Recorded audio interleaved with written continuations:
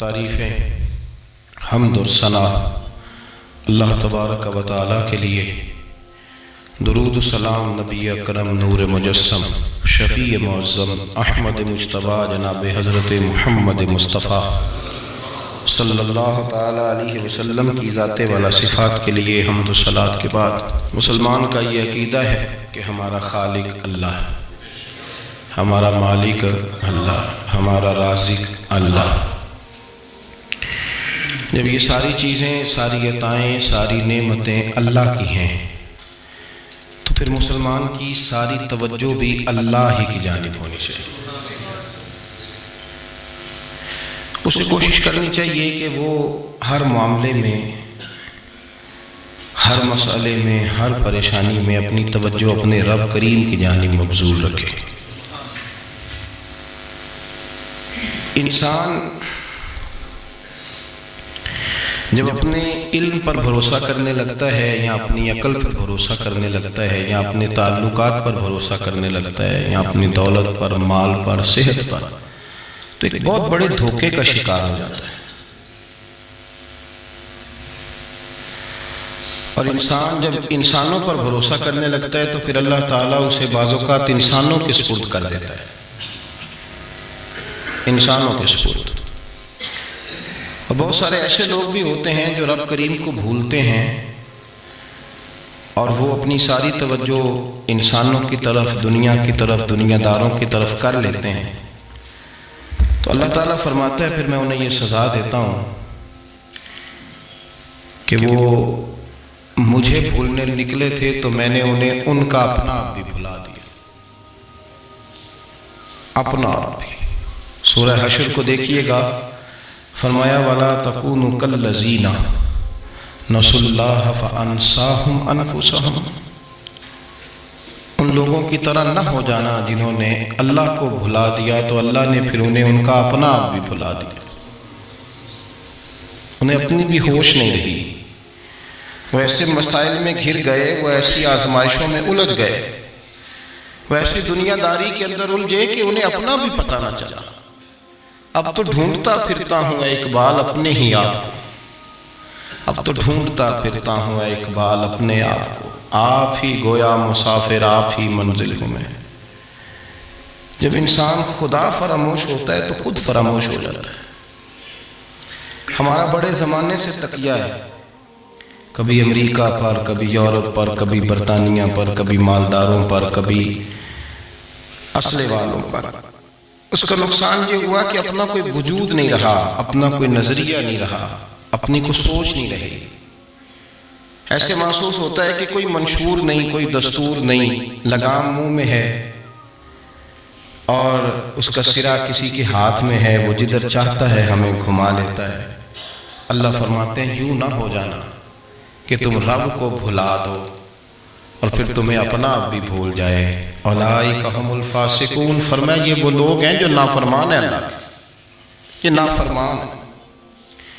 جب یہ نظریہ بن گیا، جب یہ ذہن بن گیا کہ پیدا اللہ نے کیا ہے، دینا اللہ نے، عطا کرنے والا اللہ ہے، نوازنے والا اللہ ہے، تو پھر ساری توجہ دنیا داروں کی طرف رکھنا، میں اللہ والوں کی طرف توجہ رکھنے کا قائل ہوں، میں وہ سمجھتا ہوں، ہم اس چیز کے قائل ہیں، لیکن وہ بھی کوئی آستانہ ہے کہ جہاں حق مرشد کا نعرہ تو بڑا لگے پر رب کا نام ہی نہ سننے کو ملے۔ یہ بھی کوئی بات ہوئی کہ جہاں یہ تو نعرہ زور سے لگے کہ جیوے جیوے مرشد جیوے، لیکن استغفار کا درس ہی نہ ملے۔ جہاں ہر وقت یہ بتایا جائے کہ یہاں آ گئے تو بچ گئے، کیسے بچیں گے؟ میرے رسول پاک علیہ السلام کا دروازہ سب سے بڑا دروازہ ہے، حضور کا دروازہ سب سے بڑا دروازہ ہے، لیکن میرے دوستو یاد رکھنا، نبی پاک علیہ السلام نے بھی لوگوں کو جب رستہ دکھایا ہے تو رب کریم کا رستہ دکھایا ہے، اللہ کا رستہ دکھایا، اللہ کریم کا رستہ دکھایا، لوگوں رب کی طرف توجہ کرائی۔ میرے رسول کریم سید عالم صلی اللہ تعالی علیہ وسلم نے لوگوں کی اللہ کی جانب توجہ کرائی اور لوگوں سے یہ کہا کہ وہ اپنے رب کریم کی جانب اپنا ذہن رکھیں، اپنی توجہ اپنے اللہ کی جانب مبذول کریں۔ میری بات کو اچھے طریقے سے سمجھیے گا، علم اللہ تبارک و تعالی عطا کرتا ہے، تو اسے اللہ کی عطا ہی سمجھنا چاہیے۔ کچھ لوگوں کے پاس علم ہوتا ہے پر علم نافع نہیں ہوتا، وہ ٹامک ٹونجا مارتے رہتے ہیں ساری زندگی۔ علم کو اللہ کی عطا سمجھیں، اپنی عقل پر اپنے شعور پر زیادہ بھروسہ نہ سمجھیں، نظر اللہ پہ رکھیں۔ حضرت مولا علی شیر خدا کرم اللہ تعالی وجہہ الکریم سے کسی نے پوچھا تھا بڑا عالم کون ہوتا ہے؟ ہمارے ہاں تو اب وہ والے عالم پائے جاتے ہیں نا، اللہ ماشاءاللہ، جو ممبر پہ بیٹھتے ہیں تو دعوے ہی دعوے، ممبر پہ بیٹھتے ہیں تو دعوے ہی دعوے، اس طرح کے عالم ہمارے ہاں پائے جاتے ہیں۔ وہ ہر بات میں دعویٰ کرتے ہیں، میں یہ کر دوں گا، میں وہ کر دوں گا۔ یہ مزاج علماء کا نہیں۔ حضرت علی المرتضیٰ سے کسی نے پوچھا بڑا عالم کون ہوتا ہے؟ فرمایا بڑا عالم وہ ہوتا ہے کہ جسے مسئلے کا پتہ نہ ہو تو وہ کہہ دے مجھے نہیں پتا، میں پتہ کر کے بتاؤں گا، غلط بات بیان نہ کرے۔ امام مالک سے کسی نے کوئی مسئلہ پوچھا تو آپ فرمانے لگے مجھے اس سوال کا جواب نہیں آتا، ہمارے بزرگ سمجھاتے کیا ہے؟ وہ کہنے لگا آپ اتنے بڑے امام ہیں تو اس سوال کا جواب نہیں آتا۔ فرمانے لگے اگر مجھے ہر سوال کا جواب آتا پھر تو میں خدا ہوتا، مجھے ہر سوال کا جواب نہیں آتا، مجھے تو اتنا آتا ہے جتنا میرے رب نے مجھے عطا کر دیا۔ اپنی نظر اللہ پہ رکھیں، نکل آئیں اس معمے سے باہر کہ میں کوئی بلا، مجھے بڑا پتہ ہے، میرے پاس 6 ڈگریاں ہیں، مجھے 10 جگہ پہ تدریس کا شغف حاصل، اس سے نکلیں باہر۔ قرآن مجید دیکھیے گا، اللہ تعالیٰ نے ارادہ قدرت فرمایا کہ میں حضرت آدم کو بناؤں گا، پھر بنانے کے بعد فرمایا فرشتوں سجدہ کرو آدم کو، سب نے سجدہ کیا الا ابلیس ابا واستکبر وکان من الکافرین، سب نے سجدہ کیا سوائے ابلیس کے، اس نے انکار بھی کیا، تکبر بھی کیا اور کافروں میں سے ہو گیا۔ تو یہ جب اللہ تعالیٰ نے سجدہ کرایا تو کیسے کرایا؟ اللہ تبارک و تعالیٰ نے نا حضرت آدم کو علم سکھایا خود، وعلم آدم الاسماء کلہا، خود اللہ فرماتے ہیں کہ میں نے جناب آدم علیہ السلام کو تمام اشیاء کے نام سکھائے، سب اشیاء کے نام سکھائے۔ تو وہ چیزیں پھر میں نے نا، اللہ فرماتے ہیں میں نے فرشتوں پہ پیش کی، میں نے کہا کہ بتاؤ ان کے نام کیا ہے، تو فرشتوں نے جو جواب دیا وہ سمجھنے والا ہے۔ اللہ نے چونکہ خود علم سکھایا تھا حضرت آدم کو، جناب آدم سکھایا تھا، لیکن فرشتوں کو نہیں سکھایا تھا۔ تو اللہ کریم نے فرمایا فرشتوں یہ بتاؤ ان چیزوں کے نام کیا ہیں، تو فرشتے کیا کہتے ہیں؟ فرشتے عرض کرتے ہیں قالوا سبحانک لا علم لنا۔ آپ کبھی یقین کریں اس چیز کی لذت لے تو مزہ آ جائے۔ کہا قالوا سبحانک، کہنے لگے تو پاک ہے، قالوا سبحانک، کہنے لگے تو، بھئی آدم علیہ السلام کو نام سکھا لیے، پھر فرشتوں کے سامنے وہ چیزیں پیش کر کے کہا ان چیزوں کے نام بتاؤ، تو فرشتے کیا کہتے ہیں؟ کہتے ہیں قالوا سبحانک، تو پاک ہے، لا علم لنا، ہمارے پاس کوئی علم نہیں، الا ما علمتنا، ہمیں تو اتنا پتہ ہے جتنا تو نے ہمیں سکھا دیا، ہمیں تو اتنا پتہ ہے جتنا تو نے ہمیں، لا علم لنا، ہمارے پاس کوئی علم نہیں ہے، اتنا ہی پتہ ہے جتنا تو نے ہمیں سکھا دیا ہے، اس سے زیادہ ہمارے پاس علم۔ اور یہ کیوں تو نے ہمیں جتنا سکھایا اتنا پتہ ہے؟ فرشتے یہ نہیں کہتے یا اللہ تو زیادہ سکھا، آدم کو دیا تو ہمیں بھی دے، یہ نہیں فرمایا، فرمایا انک انت العلیم الحکیم، اے اللہ تو علم والا بھی ہے اور حکمت والا بھی ہے، تجھے پتہ ہے کس کو کتنا دینا ہے، جتنا تو نے مناسب سمجھا جناب آدم کو دیا، اور جتنا تو نے بہتر سمجھا وہ تو نے ہمیں عطا فرمایا۔ تو اگر آپ کے پاس علم ہے، کہیں نالج ہے، تو اس کو اللہ کی عطا سمجھیں۔ ہمارے ہاں بہت سارے لوگ بن کے بیٹھ جاتے ہیں، میں اکثر کہتا ہوں کہ پھر وہ دعوے کرتے ہیں میرے علاقے والے جاہل ہیں، میرے شہر والے جاہل ہیں، میرے خاندان والے پڑھے نہیں، یہ آپ کا دعویٰ ہے، یہ آپ کو خراب کر دے گا۔ ہم نے بہت سارے ایسے لوگ دیکھے جو بہت بڑے عالم تھے، لیکن اللہ جب لینے پہ آیا تو عقل ہی لے گیا، شعور ہی چلا گیا، حافظے ختم ہو گئے۔ آپ دیکھتے ہیں بڑھاپے میں کچھ لوگ ایسے ہوتے ہیں کہ جن کو یہ بھی یاد نہیں رہتا کہ میرا نام کیا ہے، میں کہاں ہوں، مجھے کدھر جانا ہے، تو اس وقت سے اللہ کی پناہ مانگیں اور اپنی نظر اپنے رب کریم کی جانب رکھیں، اللہ کی جانب اپنی نظر کو مبذول رکھیں۔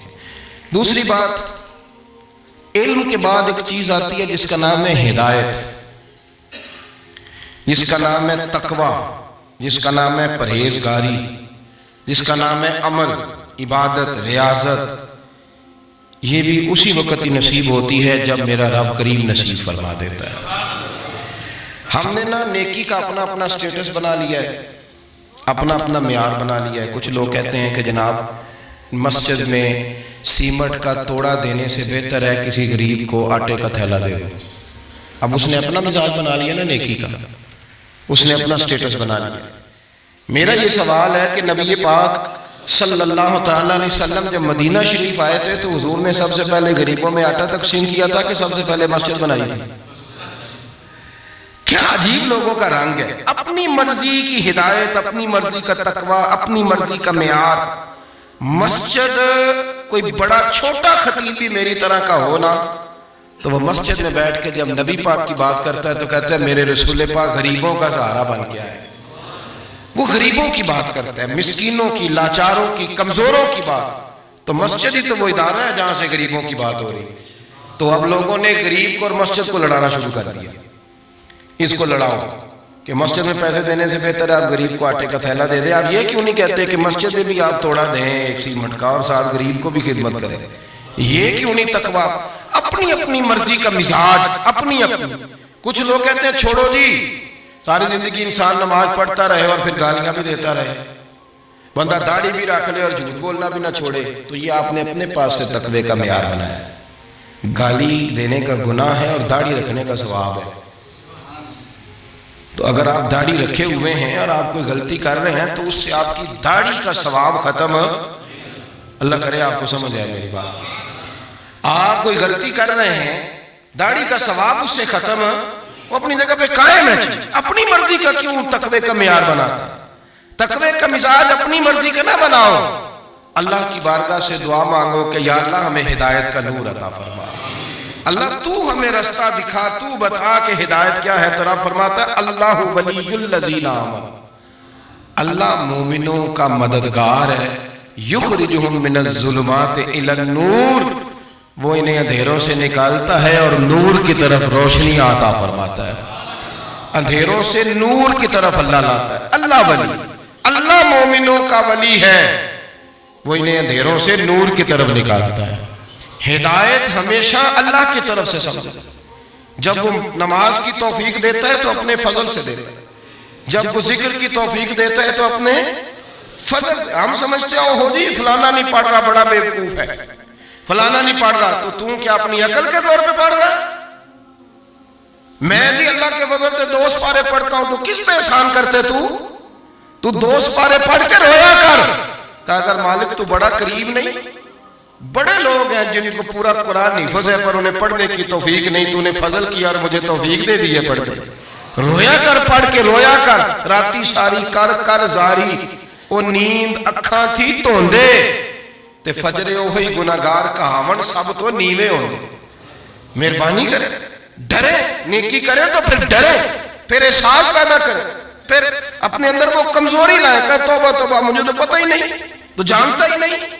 حضرت سیدنا امام اعظم ابو حنیفہ رحمۃ اللہ تعالی علیہ کے ساتھ ایک شخص کہتا میں نے نماز پڑھی، تو عشاء کی نماز تھی۔ یہ جو لوگ بڑے ہوتے ہیں نا، جن کے پیار کرنے والے بڑے ہوتے ہیں، ان کے گرد خوف بھی بڑا ہی ہوتا ہے، انہیں بڑا ڈر لگتا ہے، بڑی بعض اوقات آزمائش ہوتی ہے۔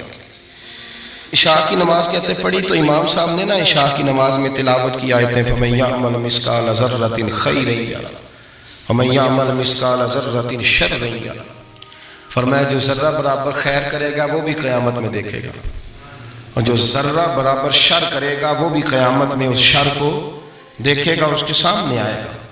تو وہ شخص کہتا ہے کہ سارے لوگ نماز پڑھ کے چلے گئے تو امام صاحب رحمۃ اللہ علیہ نے اپنی داڑھی پکڑی، رو رہے ہیں، کہتے ہیں وہ ذرہ برابر نیکی کا بدلہ دینے والے، وہ ذرہ برابر شر پہ سزا دینے والے میری سفید داڑھی کو دیکھ، مالک میرے ذرے ذرے سامنے نہ لانا، لوگ تو میری بڑی قدر کرتے ہیں دنیا میں، تو بڑا پہچانا جاتا ہوں، لوگ تو میری راہوں میں پھول لیے کھڑے ہوتے ہیں، یہ بڑا نوازتے ہیں، قیامت میں رسوا نہ کر دینا، میرے لیے مشکل ہو جائے۔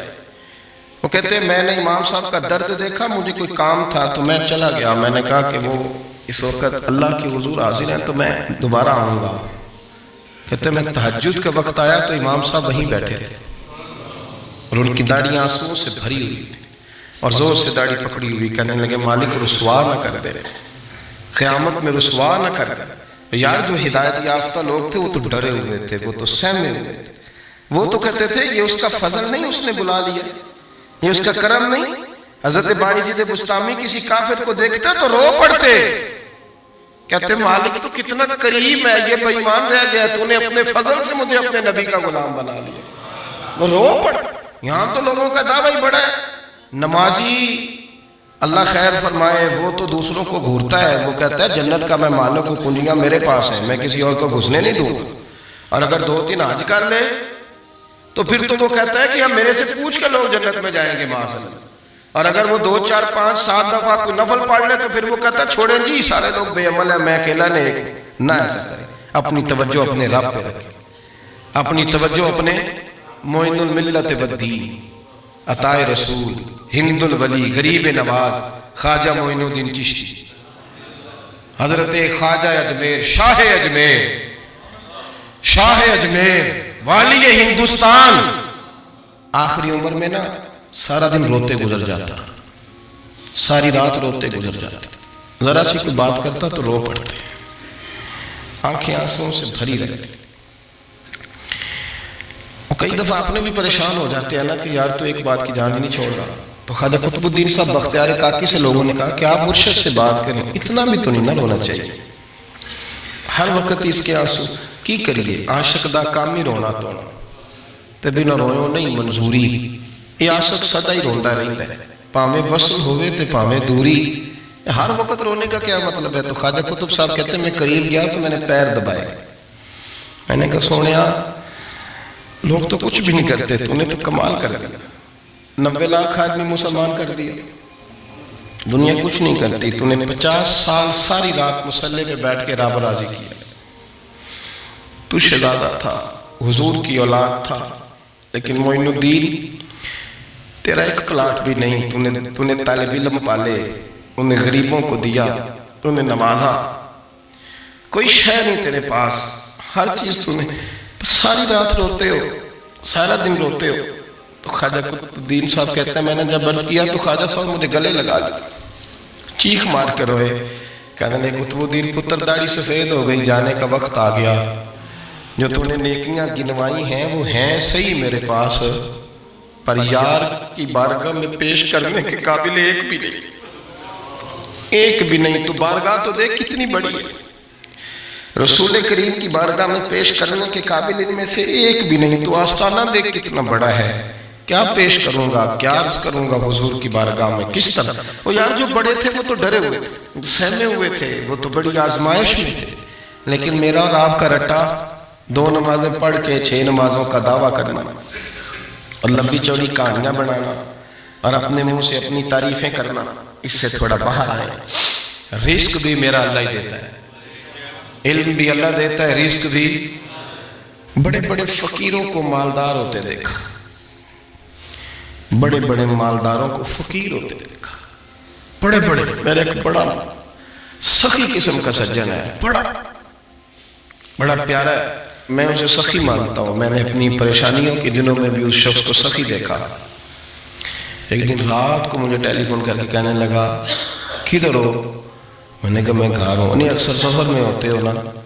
میں نے کہا طبیعت کیسی ہے؟ ٹھیک ہے، بس حال چال پوچھنا تھا۔ میں نہیں سمجھا، یہ نے کہا یار یہ کوئی مسئلہ ہے، ورنہ رات کے 2 بجے کوئی حال پوچھنے کو فون تو نہیں نہ کرتا، کوئی مطلب ایسا تو مسئلہ نہیں نا۔ تو میں نے بیک کال کی، میں نے کہا یار میری بات سن، مسئلہ کیا؟ کہ نہیں کچھ نہیں دل کر رہا تھا۔ میں نے کہا میری گل سن، رہے ہیں اسی 4-5 سال کٹھے، میں تین جاننا، اصل بات کر۔ کہنے لگا مکان بھی بڑا ہے، سارا کچھ ٹھیک ہے، پر وہ بڑے بے نیاز ہے، کچھ حالات اس قسم کے آ گئے ہیں کہ لوگوں کو بتاؤں بھی تو لوگ ماننے کو تیار نہیں، زیادہ نہیں، مجھے نہ تھوڑے سے پیسوں کی ضرورت ہے، کوئی 15-20 ہزار اگر مل جائیں میری ضرورت۔ آپ یقین کریں میں روتا رہا ساری رات۔ میں نے کہا مہربانہ تیرا کس طرح کراں، اس سے لے کے زمانہ استعمال کرتا تھا، پر بے پرواہی ویکھ نہ سجڑ جتھے کسے بھی پیش نہ جاوے، انہیں تاجہ والے در در رولے، تے منگتے تخت بٹھا دے.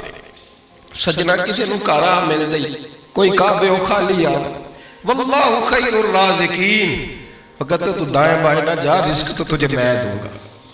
میں ہوں بہتر رزق دینے والا. بڑے بڑے بادشاہ، بڑے بڑے شہنشاہ، بڑے بڑے لوگ ہاتھوں میں کاسے، فقیریاں. ام ربیعہ کہا کرتی تھیں، بڑی نیک اور صالح خاتون تھیں. وہ کہتی ہیں کہ میں نا بڑے امیر آدمی کی بیوی تھی، اپنے شوہر کے ساتھ چھت پہ بیٹھی تھی تو نیچے فقیر مانگنے والا آیا. اس نے بڑے درد سے صدا کی تو میں نے اپنے شوہر سے کہا کچھ دینے کا دفع کر، ان لوگوں نے دھندا بنایا ہوا ہے.